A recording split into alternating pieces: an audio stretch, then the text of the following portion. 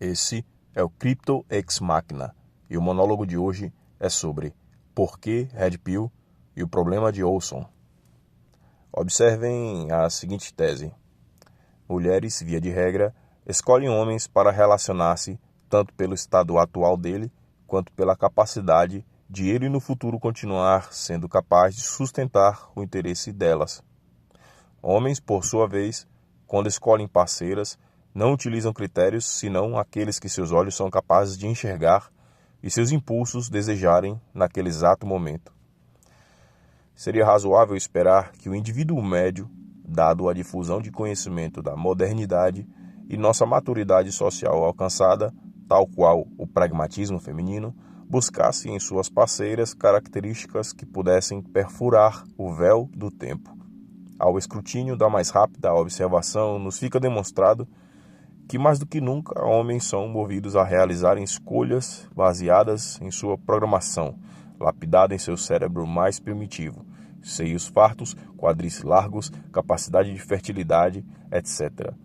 Red Pill é constatar como as coisas são. São verdades contra as quais não se pode guerrear. Ouça essas 3 afirmações. Primeira, sexo pode ser encarado como produto. Nas últimas décadas, a demanda permaneceu a mesma, mas a oferta aumentou, derrubando seu preço e seu custo.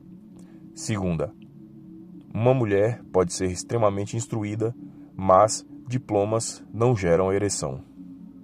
Terceira, o tempo é cruel com todos, mas é mais cruel com alguns. Observe que o tempo é um fator recorrente em todas as abstrações relacionadas à busca pela verdade. O tempo é o validador das decisões que tomamos ao longo da vida. Ele é o corretor de todas as provas, o professor final que costuma matar seus alunos. Viver o hoje, sem esquecer de contemplar o amanhã, parece ser a medida mais razoável de se viver em nossa modernidade efêmera, fugaz, acelerada e esclerosada. Por isso, em nossos processos decisórios, precisamos levar em conta nossas preferências temporais.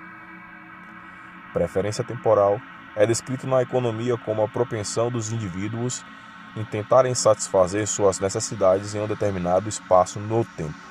Uma preferência temporal baixa indica que o indivíduo está propenso a economizar recursos, por exemplo, para serem utilizados no futuro. Observem que a ideia de preferência temporal baixa deságua em todas as facetas da vida, refletindo inclusive nos critérios utilizados para a escolha de parceiros e parceiras. Óbvio, existem certas características pessoais e individuais que no longo prazo tornarão o relacionamento mais propenso a ser perene. O experimento do marshmallow, conduzido por Walter Mischel na década de 1960, envolveu crianças de 4 a 6 anos que foram colocadas em uma sala com um marshmallow à sua frente. Eles receberam a instrução de que poderiam comer o marshmallow imediatamente ou esperar 15 minutos e ganhar um segundo marshmallow como recompensa. O objetivo do estudo era avaliar a capacidade das crianças de adiar a gratificação e a relação disso com o autocontrole. Os resultados mostraram que as crianças que conseguiram esperar para ganhar o segundo marshmallow tendiam a ter melhores resultados em medidas de sucesso futuro, como desempenho acadêmico e habilidades sociais. O experimento é frequentemente usado para explorar a importância do autocontrole e da tomada de decisões. O Bitcoin é a representação tanto da baixa preferência temporal quanto do levante contra o sistema. Há uma assimetria de forças entre o Estado e o indivíduo comum que o sustenta. É necessário abandonar a ilusão imatura e paternalista de um Estado cuidador que toma decisões com base na satisfação de todos. É a defesa dos interesses dos indivíduos sentados naquele momento naquelas cadeiras que servem de guia para quaisquer processos decisórios. Em toda a história da humanidade, o jogo de forças girou em torno da defesa de interesses. O indivíduo, como a representação da unidade celular social, é um microcosmo que representa o todo. Suas motivações vão determinar o quanto se empenhará, o quanto será produtivo, o quanto se doará. Isso fica particularmente claro nos escritos de Mancur Olson. O problema da ação coletiva, descrito por Olson, refere-se à dificuldade de grupos em se organizar para alcançar um objetivo comum, quando os benefícios são compartilhados entre todos, independentemente de quem contribua para o esforço. Olson argumenta que em um grupo grande indivíduos podem preferir não colaborar, esperando que outros façam o trabalho e eles se beneficiem dos resultados sem custo. Esse comportamento leva ao free riding, do inglês carona, onde alguns se beneficiam sem contribuir. Como resultado, a ação coletiva pode falhar porque a cooperação voluntária é insuficiente para atingir o objetivo comum. Quer dizer, o indivíduo médio pensa: para que se esforçar se o resultado final será o mesmo? Então, quando os resultados são difusos, ele tende a ser menos produtivo e até, entre aspas, a cruzar os braços. Olson sugere que mecanismos como incentivos, punições ou lideranças sejam necessários para superar esses desafios e promover a cooperação efetiva. O que ele não diz é que a resposta para essa questão está na célula do organismo social, no indivíduo, tal qual descrita em A Revolta de Atlas, de Ayn Rand. A Revolta de Atlas é uma obra de Ayn Rand, publicada em 1957.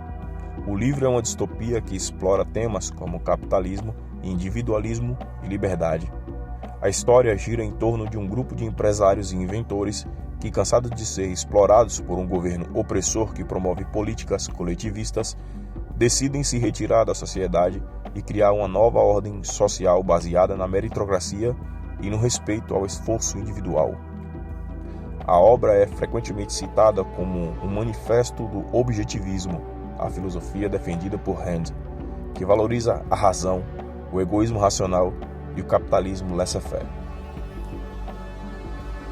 É a busca dita egoísta pelo lucro, pela melhora pessoal, que motiva indivíduos a prestarem serviços de qualidade à sociedade. Essa é a maneira mais eficiente e sustentável de crescimento dentre as opções existentes. Esse tipo de percepção só se alcança quando se pensa fora da caixa, quando se está desperto em certo nível. Por que Red Pill? Porque quando se descortinam as ilusões que atrapalhavam as vistas, as verdades tornam-se autoperceptíveis e as mentiras caem como dominós empilhados, um a um. O indivíduo percebe que o Estado não é o que ele pensava, que as relações não funcionam como ele imaginava e, por vezes, se dá conta de que foi um mero espectador num trem, vivendo a ser conduzido à próxima estação sem jamais ter assumido o controle. O Bitcoin é também um símbolo e representa assumir essa responsabilidade individual da autotutela. Quanto mais se lê sobre essa ferramenta de liberdade, mais alto voamos, diante das amarras mentais de todos os que contam suas mentiras, seus engodos, daqueles que sobrevivem do nosso sangue, do nosso suor, sobrevivem da nossa atenção. Sim, a atenção é uma moeda valiosa. A conclusão que chegamos é que o homem moderno deve aprender a lidar com o tempo como fator no seu processo decisório. Deve despertar e assumir a responsabilidade pelas decisões ou pela consequência da ausência delas. Deve ansiar e ser capaz de suportar a verdade, porque ela, às vezes, é o pior murro na cara que alguém pode receber.